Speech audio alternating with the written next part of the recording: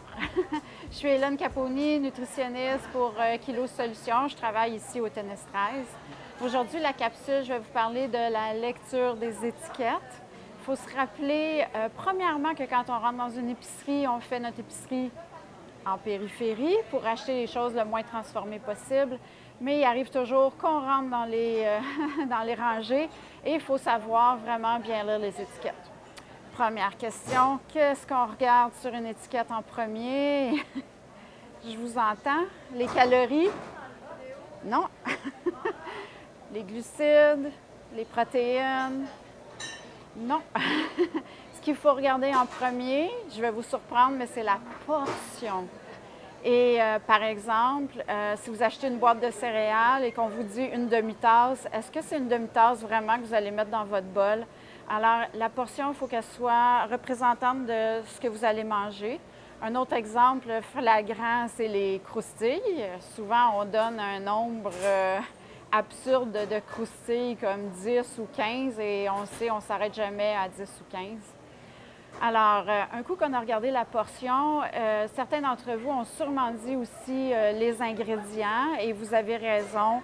Il faut s'assurer que sur une étiquette, il y a le moins d'ingrédients possible et sur un yogourt nature, par exemple, vous allez voir qu'il y a 2 ingrédients, ce qui en fait un aliment parfait. Et aussi sur des craquelins comme ceux-ci, la liste d'ingrédients est au minimum. N'achetez pas des produits avec des personnages sur les emballages. C'est un truc de Bernard Lavallée, nutritionniste, qui est passé à Tout le monde en parle. Je vous donne des exemples.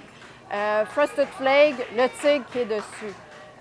Dora, l'aventurière, les poissons peut-être de Walt Disney, n'importe quoi qui ressemble à des choses qui peuvent attirer un enfant, il faut se tenir loin de ça. C'est pas tout de regarder la portion, c'est pas tout de regarder les calories, il faut avoir de la viande autour de l'os et il faut bien choisir pour se nourrir.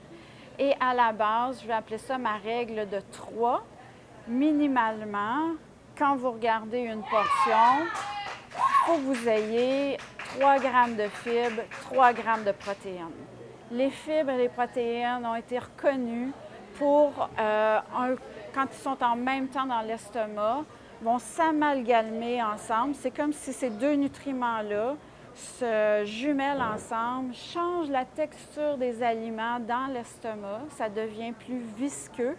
Donc, ça prend du temps, plus de temps à sortir de l'estomac et ça gonfle aussi. Donc, ça a un pouvoir rassasiant plus fort que n'importe quoi d'autre.